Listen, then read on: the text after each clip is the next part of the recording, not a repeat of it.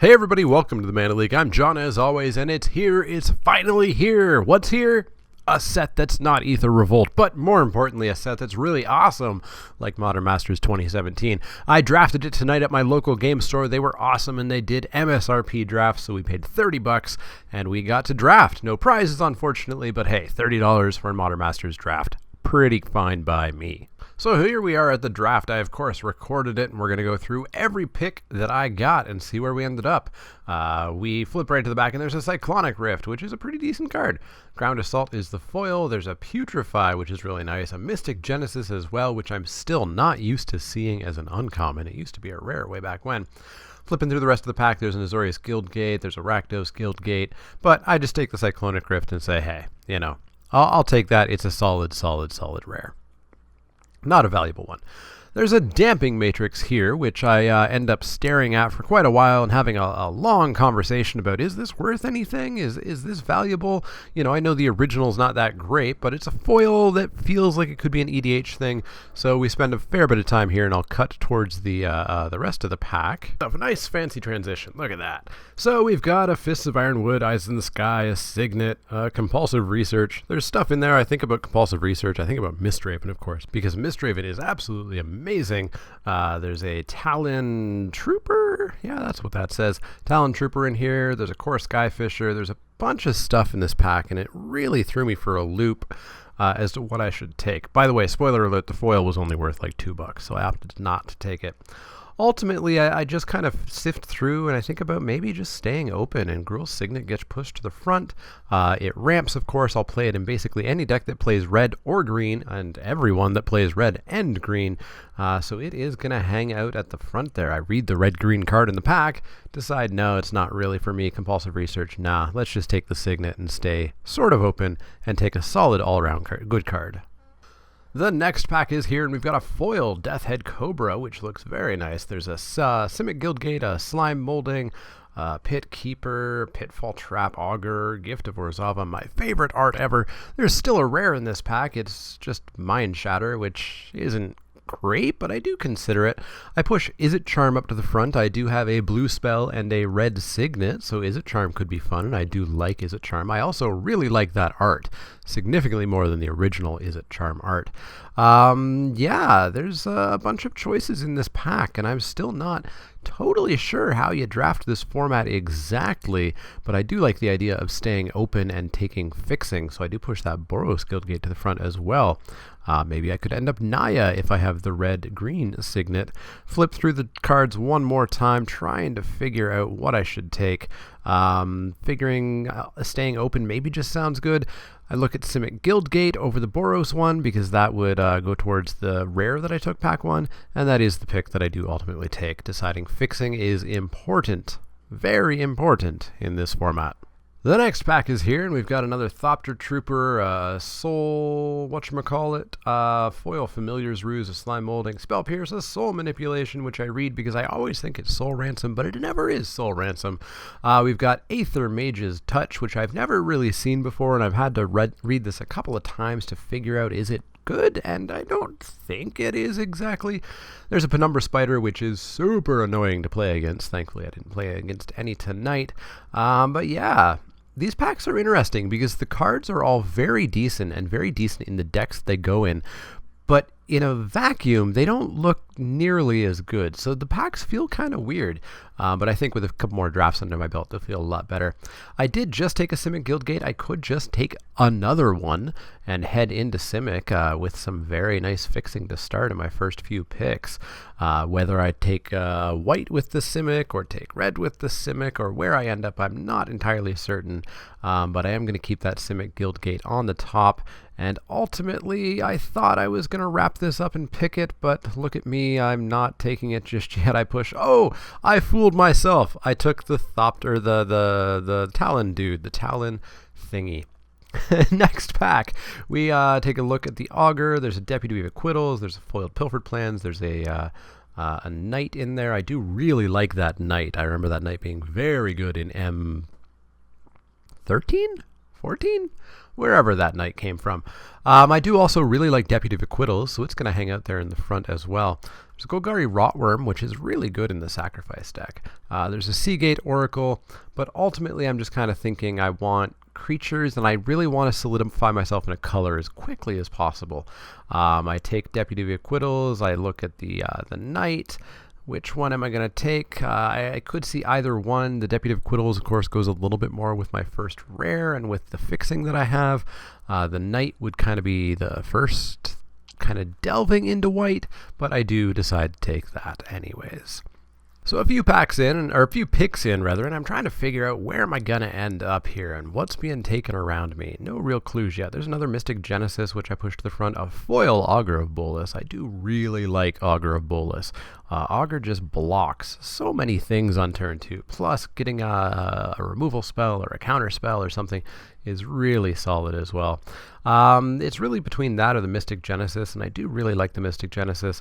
And even now, I keep thinking it's a rare, but it is not. It is a non-common. But I do decide to take it here. It was with that pick that I decided Bant might be something I want to investigate. So some sort of populate, tokeny, maybe go wide, and also in the skies sort of plan. Here's an Augur of Bolas. I just passed the foil one. I would like an Augur at some point. I've never seen the Torrent there, so I'd take some time to read that over, but it didn't seem terribly up my alley. Plus, I'd taken nothing to go with it so far. Read it again to try to figure out exactly what it does. But I think the Augur is just kind of the pick here for me. There's a Forbidden Alchemy, but nothing's really pushed me into black just yet. So I do take the Augur, and I decide, you know what? I've got my lane. Let's stick to it. The next pack is here, and we've got a foil Grixis Slave Driver, Strength in Numbers, Forbidden Alchemy. Hey, Mist Meadow Witch, you're really good in the deck that I kind of want to play here. There's also a Guildgate, and boy, the struggle between taking fixing and taking good cards is really hard. But I do decide to take the Mist Meadow here. I figure, you know what, we've got 2 full packs left, plus this one I can get fixing, right? In fact, here's some more fixing and another Azorius Guildgate. There's a Putrefy, which I pushed to the front, saying, hey, how's there still a Putrefy here? Putrefy is really, really good, but I've taken nothing to go towards it, so I stay my lane, and I take that blue-white duel. The next pack quickly shows up, and we've got a Madcap Skills, we've got a Compulsive Research, a Core Skyfisher, Eyes in the Skies, and a Kraken and Hatchling, and I think that's it. Don't think I missed anything. So really, we're now going to have to sit here and debate, do I want Eyes in the Skies? Because I think with the Mist Meadow and whatnot, I'm going to go towards populating, but I do just take the Compulsive Research for the card draw, figuring I can get populate a little bit later. This pack has a Pitfall Trap, a Pit Keeper, a Sundering Growth, and Is It Charm that I'm still wishing I had taken. I really like that art. It's the F&M promo art, I believe. Maybe it was the holiday box art. Anyways, there is a Death Hood Cobra, which I do decide to take. It was foily, it looked nice, and hey, it's at worst, absolute worst, a bear. This pack, we've got a Soul Manipulation, we've got a Druid's Deliverance, which is really the only pick for me, so I take it. Off into the next pack, we've got nothing much here for me. A Pilfered Plans, a Familiar's Ruse, or a Cower in the Fear. I take the Familiar's Ruse. Maybe I want a mediocre counterspell, but probably not. This pack, we've got a Kraken Hatchling, which is the only thing for me deciding that I am definitely in Bant now. And we just await the final pick. The final pick is here, and it's a Bone Splinters, which honestly seems a little bit weird as the last pick. It's not a terrible card by any way, shape, or form.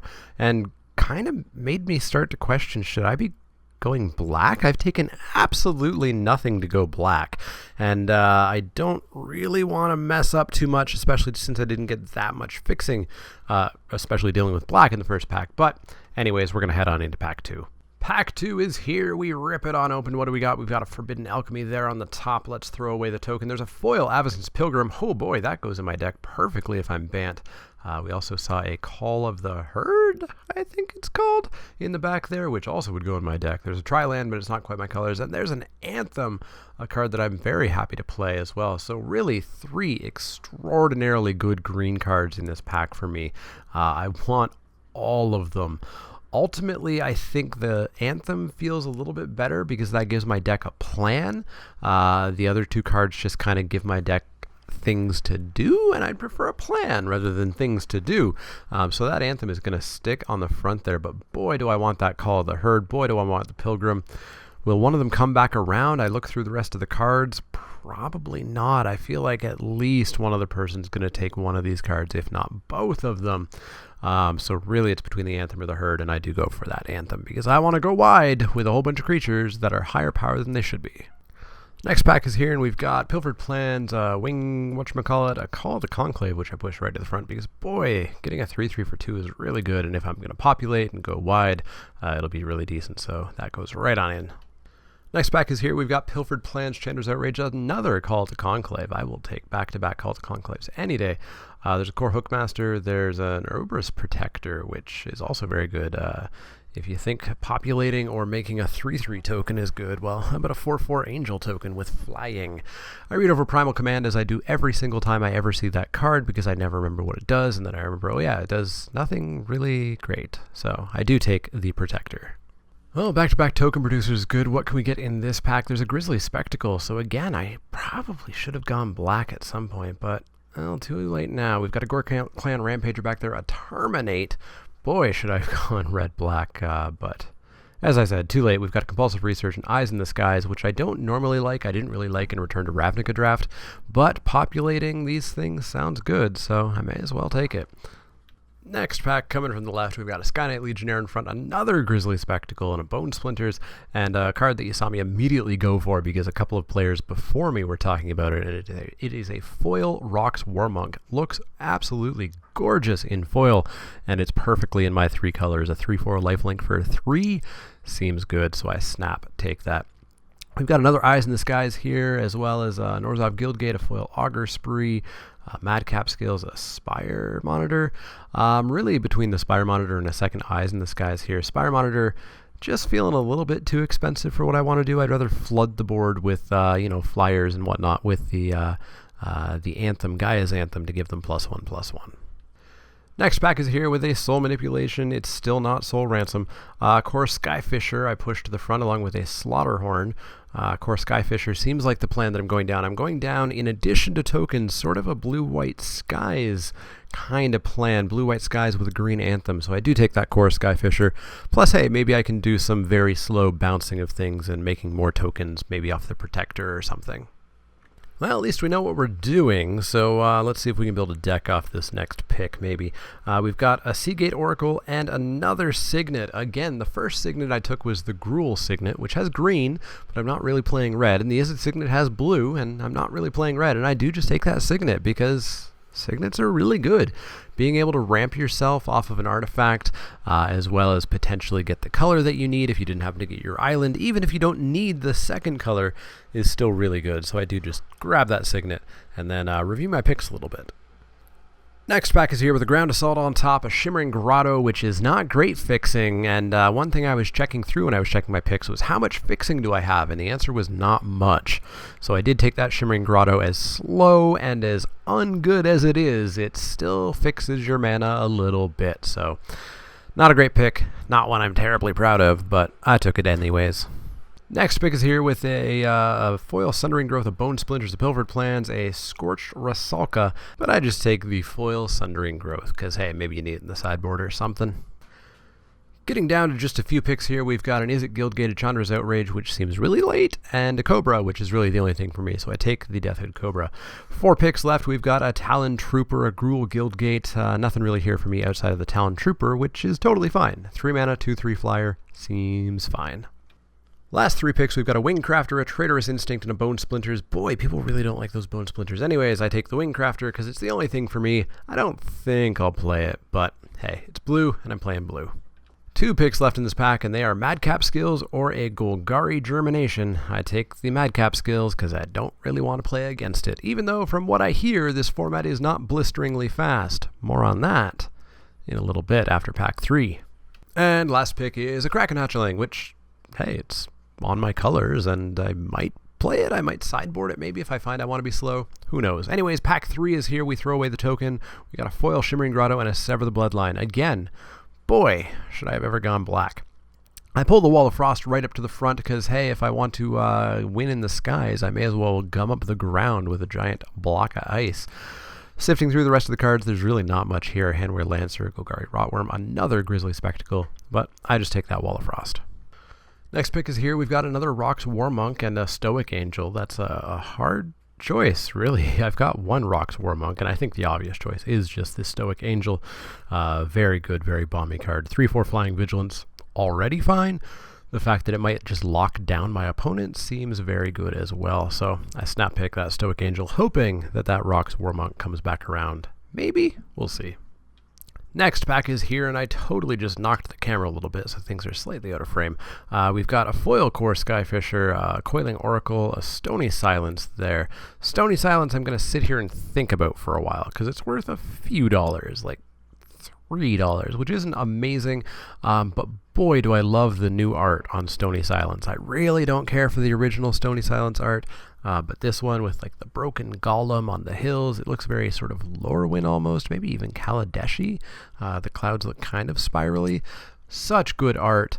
I would have to throw away a Coiling Oracle. I'd have to throw away a Core Skyfisher pick here, but ultimately this draft was not for prizes. It was just for fun, so I take the Stony Silence, which is going to go in my cube. Next pack, what do we got? We have my favorite art ever, Gift of Orzhova, sitting there. An Urban Evolution, a Centaur Healer. Hey, there's a very, very good card for my deck for sure. There's a Momentary Blink. I would really like to have a Momentary Blink with things like a Centaur Healer, but I do just take the Centaur Healer and hope that we see a Momentary Blink at some point. Next pack, we've got another Spider Intangible Virtue. Well, there's something that I was actually talking about with people before the draft, was the idea of having the green Anthem and Intangible Virtue and having a double Anthem deck for at least my creatures anyway. So I do snap pick that Intangible Virtue and hope that the rest of my picks are token producers or populate. Getting down to the last few picks now, we've got ourselves another Guildgate of the Simic variety, an Arcanus Web, a Scorched Rusalka. I just take the Guildgate because boy do I need the fixing, and I really should have taken it earlier, although I don't think we saw that much fixing really, but I take it. Coming from the right, we get, there's that Rox Warmonk. It came back around. I didn't expect that. I snap pick it. No real questions about that. Having a second Rox Warmonk seems amazing. Here we are down to maybe the last 5 or 6 picks here. There's Rootborn Defenses and Azorius Guildgate. Those all get pushed to the front and then immediately ignored because there's Gideon's Lawkeeper, which I was kind of surprised was coming this late, but it did. And so I grabbed it because, hey, tappers are really, really good. Next pack is here already. There's a Sky Knight Legionnaire, a Dynacharge, a Teleportal,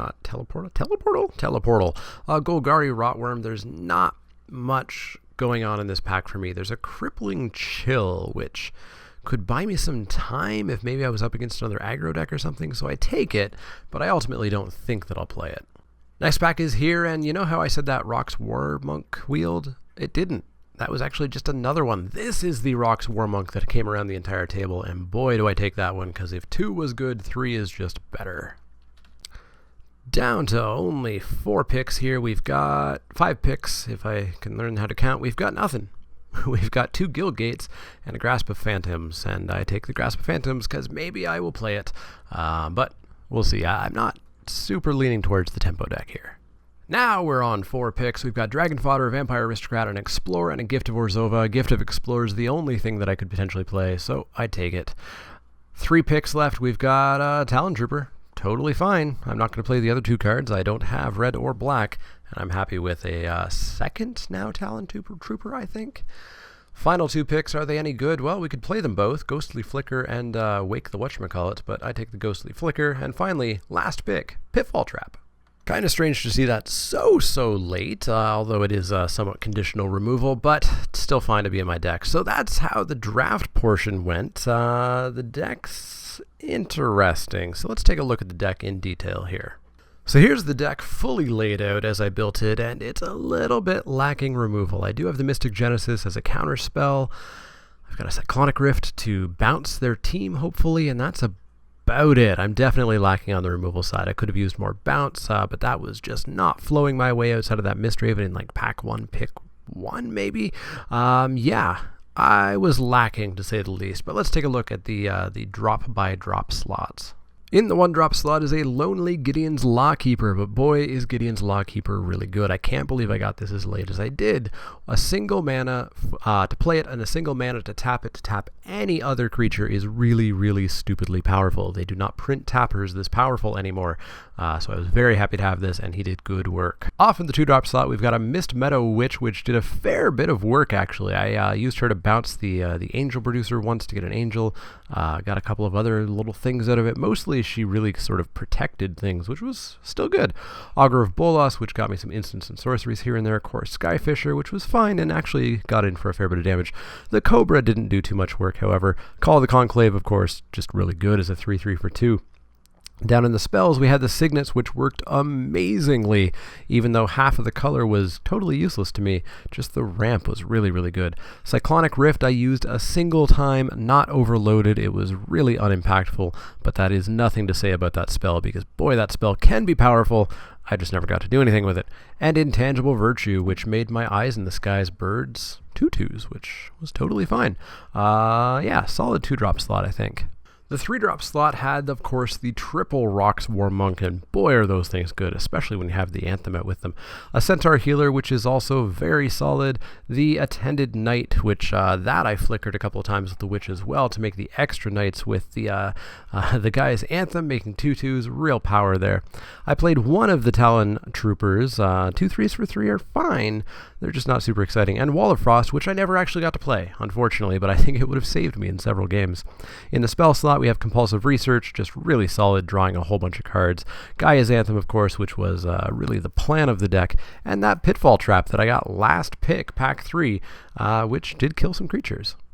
In the 4-drop slot, we have the Stoic Angel. As amazing as she was, she just never really lived long enough. She was definitely a solid target for removal, and boy, did other people have removal, because of course I didn't have any of it. And we did play one of those Eyes in the Skies, because hey, populating angels, populating centaurs sounds really good, especially with that Intangible Virtue. In the 5-drop slot was that Mystic Genesis, a decent enough counterspell. It does cost a whole heck of a lot, but getting that ooze is really, really decent. I did get a 5/5 ooze once, countering the White Splicer that gives Golems Vigilance. Very solid counterspell. I foresee playing this in a lot of blue-green decks if I do draft this format multiple times. And in the 6-drop slot was the Urbis Protector, also with amazing new art. So much better than the original Urbis Protector art. Yeah, they're really good. They're a 1/1 for 6 mana, which seems a bit ridiculous, but the 4/4 Angel token that they make is really, really solid, especially if you can flicker it and get a couple extra ones. Finally, despite the lack of fixing, I did have a smattering of dual lands, a couple of Simic Guildgates, and Azorius Guildgate, and a Shimmering Grotto because I was that desperate for fixing. I definitely could have used one of the Tri-lands, or maybe even just one more Guildgate, or an on-color Signet, anything, but we didn't quite get there. And so here we are back on the deck view. Yeah, so it didn't go terribly, terribly well. I went 0-3, winning a single game out of the 7 that I played. Match 1, I was up against Naya, which was ridiculously fast. A turn 3 Woolly Thoctor is just absolutely disgusting. I perhaps foolishly did some research on the format, and a lot of people who had played it really early on X-Mage and whatnot had said, you know, this is a super slow, grindy format. That's not necessarily true. The aggro decks very much exist and will punish you if you try to screw around a little bit too much or if you end up stumbling. Match 2, I was up against Esper. The Naya guy was on my right, taking my white and my green. The Esper guy was on my left, taking my blue and my white. He had tons of bounce, multiple Dinrova Horrors, tons of flickering his splicers, and just utterly ran me over with golems. Finally, match 3, he was playing Silumgar. He was playing a wedge, totally unsupported in this draft format. It was really grindy. I managed to win a game on the back of Flyers plus Anthems, but ultimately he did take me down with removal, the thing that I was totally lacking. This deck really, really, really needed removal. I'm not sure what I could have grabbed. I don't think we really saw too much of it in green, white, and blue. We saw, of course, the Terminate. We saw the Putrefy. We saw a ton of stuff. I ultimately probably should have been Junned in my seat, but the signals weren't quite working the way they should have, and I perhaps married into my picks a little tiny bit too early. But that's the lessons that you learn for the next time. I'm very excited to continue drafting this set. It will not be the video today, if you're watching Spiky Saturday, that will be the final Aether Revolt, because of course it's not up online just yet. But next Spiky Saturday will be a Modern Masters draft. The Spiky Saturday after that will be a Modern Masters draft. Whether or not I do a third one before we jump into set review, I'm not entirely sure, because these are expensive. And I do, of course, have my draft sponsors, and I love my draft sponsors, but the amount being sponsored doesn't quite cover a Modern Masters draft. But I will do at least the two. We'll see if I get a third one. I'm really excited to dive into this set a whole lot. And not just because it's not Aether Revolt, it does seem like a really, really fun set. But also partially because it's not Aether Revolt. So you guys can check that out for sure. I want to hear how your drafts went, though. Let me know in the comments down below. How have your Modern Masters drafts gone? Have you played Modern Masters Sealed? I've never actually done that, because that's a ridiculous amount of money. Let me know in the comments down below. As always, if you have any questions, comments, or suggestions, you can find me on Twitter at the Mana Leek. That's Leek, like the vegetable, not the card. You can also find me at facebook.com/themanaleek, twitch.tv/themanaleek, where I will be streaming next week. I think Monday, maybe Tuesday, actually not Tuesday, someday next week I'll be doing a stream draft, because of course one of my stream sponsors has sponsored a stream draft, so check that out. And of course you can find me at patreon.com/themanaleek if you do want to become a backer there. As always, if you have any questions, comments, or suggestions, let me know. Otherwise, see you all next time.